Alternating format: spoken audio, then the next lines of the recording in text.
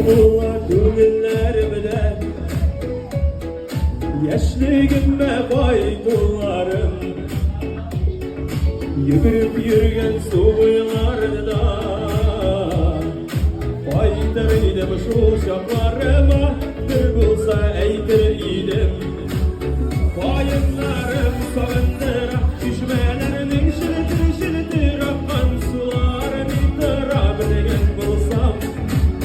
Ardından kuvvet tutkanın aşır idim Göbek yaşligim uğutlarına eydir idim Bayınlarım savundıra düşmelerinin şilitir akan sularını ıtırap degen bulsam. Ardından kuvvet tutkanın aşır idim Göbek yaşligim uğutlarına. Sızılıkla damlar akanda göz aldımda yürüyen yollarım. Sanırım deresin kışlarıma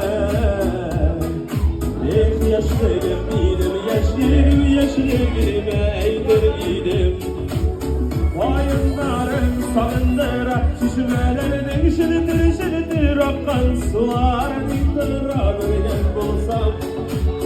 Ardından kuvvet tutkanın taşır idim Göbek yaşligim uğutlarına eydir idim Bayınlarım sarındıra şişmelerinin şilitir akan sularını ıtırap degen bulsam. Ardından kuvvet tutkanın taşır idim Göbek yaşligim uğutlarına.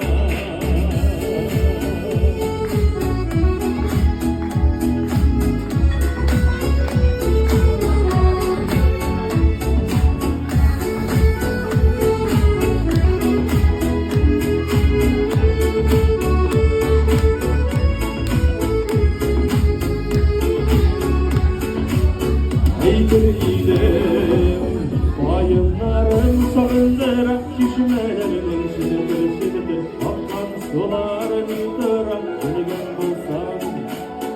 Ardından kuvvet tutkanın taşır idim Göbek yaşligim uğutlarına eydir idim bayınlarım sarındıra düşmelerinin şilitir akan sularını ıtırap degen bulsam.